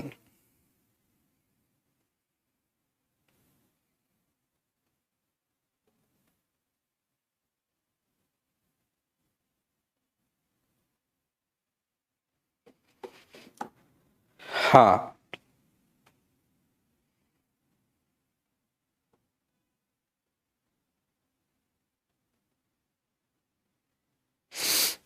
देखिएगा तो कैसे निकालेंगे मेरे प्यारे बच्चों। प्यारे बच्चों, पहली चीज हम जानते हैं, जरा ध्यान से सुनिएगा। पहली चीज, यहां पर दो चार्ज हैं, एक प्लस क्यू और एक प्लस क्यू, ठीक। इसकी वैल्यू मान लीजिए 1 कूलम है, इसकी वैल्यू मान लीजिए 1 कूलम है, ये Q1 है और ये वाला आपका Q2 है, ठीक। और हम आपको बता रहे हैं कि Q1 is equal to Q2 is equal to 1 coulomb, ठीक। तो ये दोनों की वैल्यू जो है ना वो 1 कूलम है, सपोज दैट। इसको यहाँ ना लिख करके कहीं और लिखे दे रहा हूँ मैं, यहाँ पर लिखे दे रहा हूँ मैं, ठीक है। Q1 is equal to Q2 is equal to 1 coulomb, ठीक। Q1 is equal to Q2 is equal to 1 coulomb. तो हाँ, बिल्कुल बिल्कुल ऋषभ, अभी तो चैप्टर कंप्लीट होने में बहुत समय लगेगा, ठीक है ना। चलिए, तो अब मुझे बताइएगा, देखिएगा तो इसका जो सही जवाब होगा वो कैसे लगेगा। सही चीज, सही क्वेश्चन। देखिए, सबसे पहली चीज तो हम लोग जानते हैं यहाँ पर एक से ज्यादा चार्जेस हैं, दो। तो अगर हमसे पूछा जाएगा नेट इलेक्ट्रिक फील्ड, तो इलेक्ट्रिक फील्ड हम लोग जानते हैं कि इलेक्ट्रिक फील्ड एक वेक्टर क्वांटिटी है, ठीक है ना। इलेक्ट्रिक फील्ड एक वेक्टर क्वांटिटी है। अगर नेट इलेक्ट्रिक फील्ड निकालना है, इसका मतलब रिजल्टेंट वेक्टर निकालना होगा। क्या निकालना होगा? रिजल्टेंट वेक्टर निकालना होगा। और रिजल्टेंट वेक्टर की अगर हम लोग बात करें, ठीक है ना, तो रिजल्टेंट वेक्टर की हम लोग बात करें तो सबसे पहले तो यहाँ से इलेक्ट्रिक फील्ड हम लोग इस तरीके से ऐसे करके निकालेंगे। एक सेकेंड, हम लोग अभी इसको ऐसे करके बनाए दे रहे हैं, ऐसे करके। तो ध्यान से देख लीजिएगा, अभी हम सिर्फ इसको ऐसे ऐसे करके बनाए दे रहे हैं। एक यहाँ पर ऐसे करके ये हो गया और यहाँ पर एक पॉइंट तुम्हारा ऐसे करके ये चीज यहाँ पर ऐसे ये हो गई। तो कुल मिलाकर के अगर हम लोग देखें जरा ध्यान से, अगर हम लोग देखें जरा ध्यान से इस तरीके से, तो तुम्हारा जो नेट इलेक्ट्रिक फील्ड जो होगा ना 1,1 तुम्हारा पॉइंट यहाँ पर होगा। तो हम लोगों को निकालना क्या पड़ेगा? हम लोगों को निकालना पड़ेगा टोटल, हम लोगों को टोटल निकालना पड़ेगा इस तरीके से ऐसे करके, ठीक है ना। तो इसके कारण जो इलेक्ट्रिक फील्ड होगी वो तुम्हारी इस तरफ ऐसे करके जाएगी, ऐसे करके, ठीक। ये वाली तुम्हारी इलेक्ट्रिक फील्ड हो जाएगी E1, क्योंकि Q1 के कारण, due to Q1 electric field, direction of electric field will be like this, this is E1, okay. Now due to, हाँ, due to Q2 the electric field will be like this, due to the electric field will be like this, electric field will be like this। तो electric field तुम्हारी E2 तुम्हारी इस तरीके से हो जाएगी ऐसे करके। हम लोग एक चीज जानते हैं कि दोनों के बीच में जो एंगल है वो कितना होगा। दोनों के बीच में जो एंगल है वो होगा तुम्हारा 90 डिग्री का। कितने डिग्री का होगा? 90 डिग्री का, क्योंकि ये वाली तुम्हारी वाई एक्सिस है, ये वाली तुम्हारी एक्स एक्सिस है, और इन दोनों के बीच में जो एंगल होता है वो तुम्हारा कितना होता है? इतना होता है। सिंपल सी बात है। तो अब हमको क्या करना है? हमको करना कुछ नहीं है, हमको खाली बस इतना करना है, रिजल्टेंट निकालना है। तो दोनों का जो रिजल्टेंट आएगा ना, तो दोनों का रिजल्टेंट कुछ इस तरीके से आएगा ऐसे करके।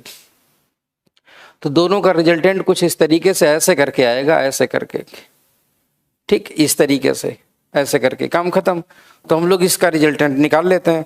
तो इसका जो रिजल्टेंट होगा वो होगा वेक्टर आर। वेक्टर आर यहाँ पर ना लिख करके हम लोग वेक्टर ई लिख देंगे, ठीक है ना, वेक्टर ई लिख देंगे इस तरीके से, ठीक। तो यहां से जो ई आएगा, ई, तो E will be equal to under root E1 square plus E2 square, ठीक। इस तरीके से तुम्हारा ये वैल्यू निकल आएगी। तो नेट इलेक्ट्रिक फील्ड इस तरीके से आता है। शिवम, गुड इवनिंग बेटा। तो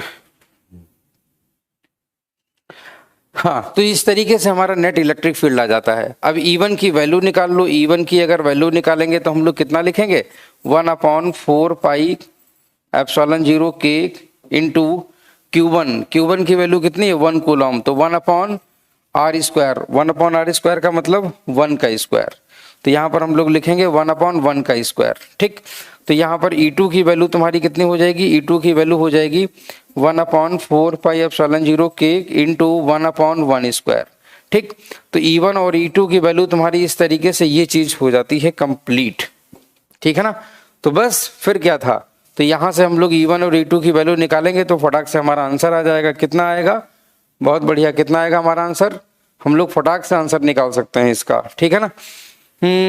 cos 90 कहाँ गया? cos 90 की जरूरत ही नहीं पड़ी हमें, क्योंकि हमने 90 बीच में डिग्री का एंगल है ना, बीच में एंगल कितने डिग्री का है? 90 डिग्री का है, ठीक है ना। तो आप देखो इस तरीके से बीच में +2A1 E2 cos 90, और cos 90 की वैल्यू कितनी होती है? cos 90 की वैल्यू कितनी होती है?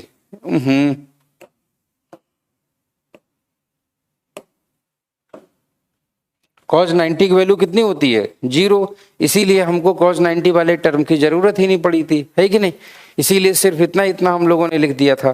तो यहां से हम लोग लिख देंगे E will be equal to under root 1/4 pi epsilon naught K, ठीक, का whole square plus 1/4 pi epsilon naught K का होल स्क्वायर, ठीक है। तो ये हो गया तुम्हारा। अब बस फिर करना क्या था? आंसर निकाल लो। ये हो जाएगा तुम्हारा 1/4 pi epsilon naught K under root 2, ठीक। ये तुम्हारी वैल्यू आ जाती है,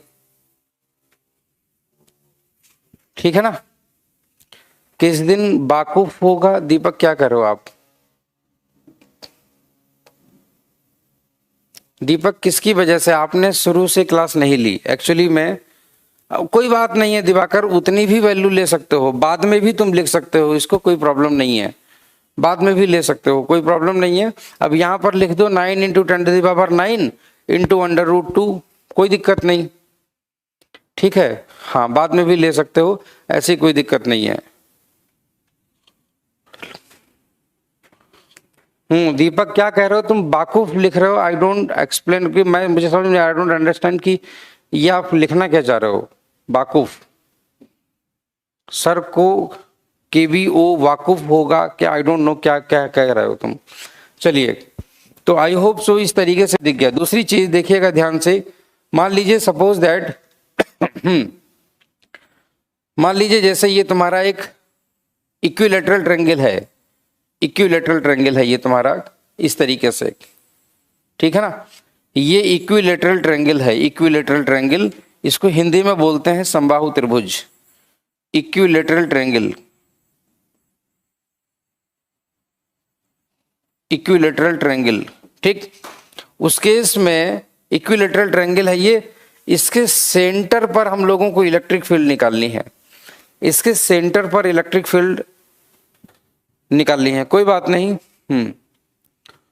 चलिए, हाँ कोर्स भाई, कोर्स तो पूरे साल चलेगा ना, कोर्स तो पूरे साल चलेगा। चलिए, तो बताइएगा मुझे ये चीज कि इसके सेंटर पर electric field intensity at the centre, मान लीजिए यहां पर प्लस क्यू है, यहां पर प्लस क्यू है और यहां पर प्लस क्यू है, ठीक। हाँ, तो net electric field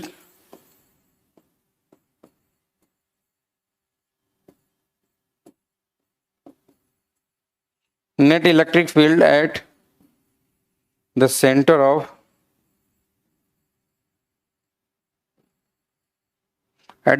of equilateral triangle,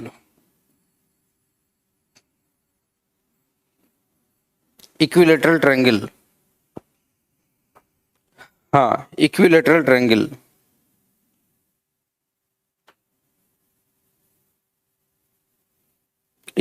triangle, बताइए मुझे। देखिएगा कैसे बताएंगे हम लोग, ध्यान से देखेंगे।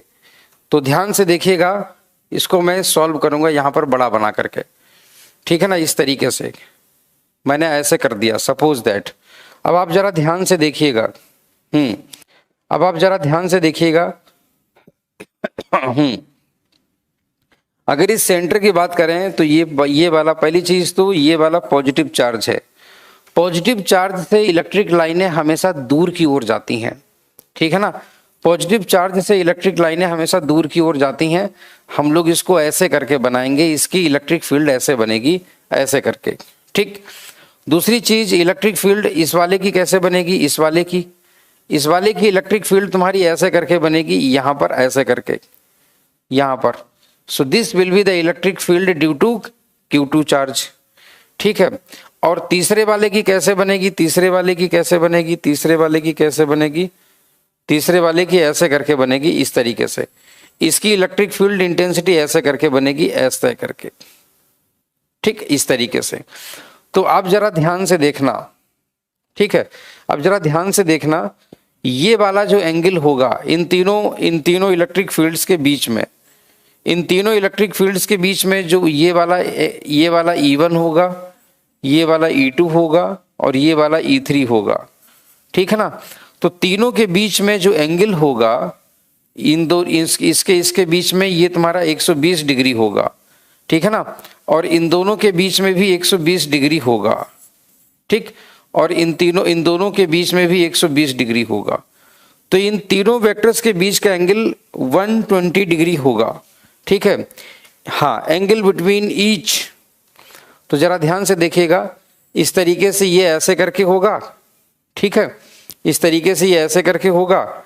और दूसरी चीज, एक वेक्टर तुम्हारा ऐसे करके होगा, इस तरीके से ऐसे करके, हाँ, एक वेक्टर तुम्हारा ऐसे करके ये होगा। और तीसरा वाला जो तुम्हारा वेक्टर होगा वो तुम्हारा ऐसे करके ये होगा, ठीक है ना। तो तीसरा वाला तुम्हारा वेक्टर जो होगा वो तुम्हारा ऐसे करके ये होगा, इस तरीके से ऐसे करके, ठीक, ऐसे करके। तो जरा ध्यान से देखिएगा, तो जरा ध्यान से देखिएगा आप लोग कि तीनों का अगर एंगल बीच में 120 डिग्री है तीनों का, तो जरा मुझे बताइएगा कि इन तीनों का रिजल्टेंट कितना आएगा, तीनों का रिजल्टेंट कितना आएगा। हाँ दीपक, वो हम किसी दिन संडे को एक्स्ट्रा क्लास जब लेंगे, तब हम लोग संडे को जब एक्स्ट्रा क्लास लेंगे तब हम लोग यूट्यूब पे वो चीजें हम लोग सीखेंगे, ठीक है ना। तो देखिएगा तो तुम्हारा ये हो गया E1, ये हो गया तुम्हारा E2, नहीं ये वाला, हाँ E2 और ये वाला तुम्हारा हो गया E3। जब हम लोग इन तीनों को सॉल्व करेंगे, तीनों को, ठीक है ना, जब हम लोग इन तीनों को सॉल्व करेंगे तो हम लोग देखेंगे कि नेट इलेक्ट्रिक फील्ड, यहां पर तुम्हारा नेट इलेक्ट्रिक फील्ड कितना आएगा, नेट इलेक्ट्रिक फील्ड तुम्हारा आ जाएगा 0। पूछो कैसे? ये हम अपने मन से नहीं बोल रहे हैं, ये हम अपने मन से नहीं बोल रहे हैं। E1 की वैल्यू तुम्हारी E के बराबर निकलेगी, यहाँ पर E2 की वैल्यू भी तुम्हारी E के बराबर निकलेगी, E3 के वैल्यू की बराबर भी E के बराबर निकलेगी, और इसकी जो वैल्यू होगी वो होगी तुम्हारी इतनी इतनी इतनी इतनी इतनी इतनी इतनी, ठीक। क्योंकि तीनों की जो ये वाली डिस्टेंस होगी तीनों के बराबर होगी, सेंटर है ना ये। जी हाँ, तीनों के तीनों साइक्लिक होंगे, हाँ बिल्कुल आपने सही कहा, ठीक है ना।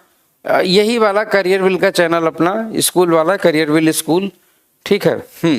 चलिए, तो इस तरीके से तुम्हारा ये चीज हो गया। आप देखिएगा जरा ध्यान से कि नेट इलेक्ट्रिक फील्ड की वैल्यू तुम्हारी इतनी ही क्यों आती है।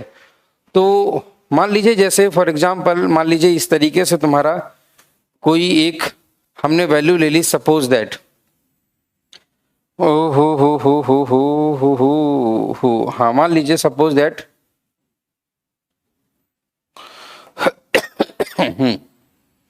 मान लीजिए इसकी वैल्यू इतनी है ई, हाँ, और मान लीजिए कि 30 डिग्री हम ऊपर और खिसक गए तो ये तुम्हारी फिर से ई आ गया, ठीक है ना। और ये हो गया 60 और 60 तुम्हारा 120। इस तरीके से हम लोग यहाँ पर और खिसक गए तो ये तुम्हारा यहाँ पर इतनी वैल्यू हो गई ये वाली, और ये हो गई। तो आप जरा ध्यान से देखिएगा, इसके इसका ई वाला जो वेक्टर होगा, ये वाला जो तुम्हारा वेक्टर बनेगा ये वाला, तो ये वाला वेक्टर तुम्हारा कैसे लिखा जाएगा, ये वाला वेक्टर तुम्हारा लिखा जाएगा ई आई कैप, ठीक है ना। और ये वाला जो वेक्टर लिखा जाएगा तुम्हारा ऐसे ऐसे करके, एक तुम्हारा ये वाला इतना वेक्टर हो जाएगा, तो ये तुम्हारा हो जाएगा E2 मान लो, ये E1 मान लो, ठीक है, ये E3 मान लो। तो यहाँ पर हम लोग ये वाला वेक्टर लिखेंगे, ये वाला वेक्टर लिखें, ये हो जाएगा 30 डिग्री, ठीक, और ये वाला हो जाएगा 60 डिग्री, ठीक है, ये वाला हो जाएगा 60 डिग्री, ये वाला 30 डिग्री, ठीक है। तो ये वाला जो इसका कंपोनेंट हम लोग लिखेंगे, ये लिखेंगे E cos 30 डिग्री जे कैप, ठीक। और इसका ये वाला जो कंपोनेंट आएगा इस तरफ, इसका ये वाला जो कंपोनेंट आएगा ऐसे ऐसे करके, तो ये वाला जो कंपोनेंट आएगा ये आएगा तुम्हारा ई साइन 30 डिग्री, ठीक है, ई साइन 30 डिग्री, चाहे उसकी जरूरत समझो इसकी 60 डिग्री की, चाहे ना समझो। फिर इसका जो कंपोनेंट आएगा, इसका कंपोनेंट भी तुम्हारा ऐसे ही आएगा, इसका तुम्हारा ये आ जाएगा ई कॉस, ये कंपोनेंट बनाना हम आपको सिखा चुके हैं, ठीक है ना, ई कॉस 60 डिग्री, ठीक। और ये वाले की चाहे जरूरत समझो चाहे ना समझो, तो देखिएगा इसका जो कंपोनेंट यहाँ पर जो आएगा इस तरीके से ऐसे ऐसे करके, इसकी वैल्यू आ जाएगी तुम्हारी ई साइन 60 डिग्री, ठीक। तो जरा इसकी वैल्यू देखिएगा, ये वाला तुम्हारा माइनस जे हो जाएगा ऐसे करके, ये वाला तुम्हारा आई और ये वाला माइनस आई, ये वाला माइनस आई, सारे वेक्टर्स को आपस में जोड़ दीजिए तो टोटल ई एक्स बराबर जरा निकालिए, जो एक्स वाले एक्सिस के वेक्टर हैं उनको जरा ऐड करिए। इनको आप ऐड करेंगे तो ये लिखेगा ई आई कैप प्लस इधर वाला ई साइन 30 माइनस आई प्लस ई कॉज 60 माइनस आई प्लस बाद में वाई वाले बाद में नोट करिएगा, वाई वाले तुम्हारे वाई वाले कैसे निकलेंगे, ई वाई, ई वाई वाले जरा देखिएगा, हाँ ई वाई, तो vector E Y will be equal to E cos 30 J cap plus E sine 30 minus J cap. अब आप जरा ऊपर वाले को जरा ध्यान से देखिए, तो ये वाला तुम्हारा, इसकी वैल्यू तुम्हारी कितनी आएगी, इसकी आएगी ई बाई 2, ठीक है ना, माइनस आई प्लस इसकी वैल्यू कितनी आएगी ई बाई 2 माइनस आई, और यहाँ पर ये इसकी वैल्यू कितनी आएगी ई प्लस आई। अब मुझे एक बात बताइए, ई एक्स की वैल्यू कितनी निकली 0, ठीक। जरा ई वाई की वैल्यू देखिए, जरा ई वाई की वैल्यू, इसकी वैल्यू कितनी हो जाएगी ई इंटू √3/2 जे कैप प्लस इसकी वैल्यू ये तुम्हारा cos 30 आएगा, cos 30, हाँ नहीं साइन 60 है, हाँ एक सेकेंड, साइन 60 होगा यहाँ पर ऐसे करके। ठीक है, तो इसमें बताइए मुझे जरा, ई इंटू √3/2 माइनस जे, बताइए जरा टोटल वैल्यू ई वाई की कितनी आई? 0। तो अगर हम लोग बात करें नेट इलेक्ट्रिक फील्ड की, नेट इलेक्ट्रिक फील्ड की, तो ई बराबर हमेशा होता है EX² प्लस EY²। मैंने आपको उस दिन भी बताया था कि रिजल्टेंट इसी तरीके से निकाला जाता है और ई की वैल्यू तुम्हारी कितनी आ जाएगी? 0। इसीलिए ऐसा होता है कि 120 डिग्री के एंगल पर 120 डिग्री के एंगल पर रखे हुए तीनों के तीनों इक्वल वेक्टर्स का समेशन टोटल 0 होता है। ठीक है ना, ये वाला कंपोनेंट। हाँ बताओ अभिराज, क्या हुआ? आदित्य, कुछ नहीं, ये जो है ना, ये कंपोनेंट्स में हमने तोड़ दिया था। इस वाले वेक्टर को भी कंपोनेंट में तोड़ दिया, इस वाले वेक्टर को भी एक हॉरिजॉन्टल एक वर्टिकल में तोड़ दिया, और ये वाला एक वेक्टर हमने मान ही लिया था इस डायरेक्शन में, E1 वाला वेक्टर। तीनों के मैग्नीट्यूड बराबर होंगे, वो हो जाएगा तुम्हारा, तीनों के मैग्नीट्यूड बराबर होंगे और वो हो जाएगा तुम्हारा E। ठीक है ना? हाँ अभिराज पूछो बेटा, पूछो, पूरा पूरा क्वेश्चन पूछो मुझसे। बेटा अभी तो इसमें देखो टाइम लगेगा, अभी इसमें टाइम लगेगा, अभी तो चैप्टर की बिल्कुल शुरुआत हुई है, अभी तो चैप्टर की शुरुआत हुई है, टेंशन मत लो।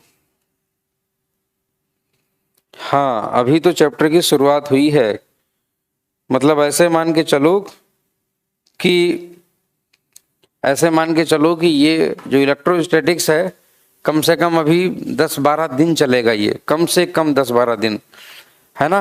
क्वेश्चन ऐसे प्रैक्टिस इतनी करवा देंगे कि अगर आप नीट का पेपर भी देने जाओ ना तो कर ले जाओ अपने आप। ठीक है, तो चलिए आगे की ओर हम लोग बढ़ते हैं। हाँ टाइम अभी हो रहा है बस, ठीक है। तो इस तरीके से दोस्तों हम लोग ये चीज़ें करते हैं और धीरे धीरे आप लोग भी चीज़ें सीखेंगे, उम्मीद करता हूँ, है ना, और बहुत अच्छे से सीखेंगे। तो ये चीज़ें आप उतार लीजिए इस तरीके से, ऐसे करके हम लोग करते हैं। ठीक है, किसी को कोई डाउट रह गया हो? cos 30 का मान याद करना होगा ना? हाँ हाँ बिल्कुल बेटा, cos 30 की वैल्यू आपको याद करनी पड़ेगी, cos 30 की वैल्यू आपको याद करनी पड़ेगी।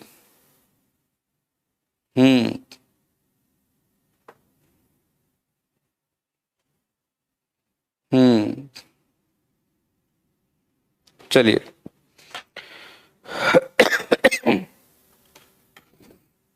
किसी को कोई डाउट रह गया तो आप हमसे पूछ सकते हैं। सेल्फी अभी नहीं ली मैंने, मैं देख रहा था कि सेल्फी कैसी आएगी। क्वेश्चंस मैं अपने आप दे दूंगा, डोंट वरी, बिकॉज मैंने अभी सेल्फी नहीं ली, मैं ले लूंगा बाद में। नहीं, खाली बस तुम वैसे ही पढ़ते रहो जैसे हम बताते रहे। मेरे लेक्चर को कम से कम 2 बार तो जरूर देखना, जो भी मेरा लेक्चर हुआ करे उसे कम से कम 2 बार जरूर देखा करो, कम से कम 2 बार जरूर देखा करो। आई एम श्योर कि you will find each and everything clear. ठीक है, हाँ ई एक्स कैसे निकाला? जितने भी एक्स वाले कंपोनेंट है, इस तरफ एक्स, ओहो ये वाली तुम्हारी एक्स डायरेक्शन होती है ना, इधर इधर, ये भी तुम्हारी एक्स वाली होती है, ये वाली तुम्हारी वाई वाली डायरेक्शन होती है, ये भी वाई की होती है, चाहे पॉजिटिव हो या नेगेटिव हो डजेंट मैटर। ठीक है, और ये वाला तुम्हारा ये होता है। तो इस तरीके से निकालते हैं हम लोग। चलिए तो आज के लिए हम लोग फिर इतना ही रखते हैं। हाँ सब आप लोग सारी चीज़ें नोट कर लिया करिए, ठीक है। चलिए फिर आज के लिए अभी इतना ही रखते हैं, आगे हम लोग कल फिर से कंटिन्यू करेंगे इसके आगे, ठीक है।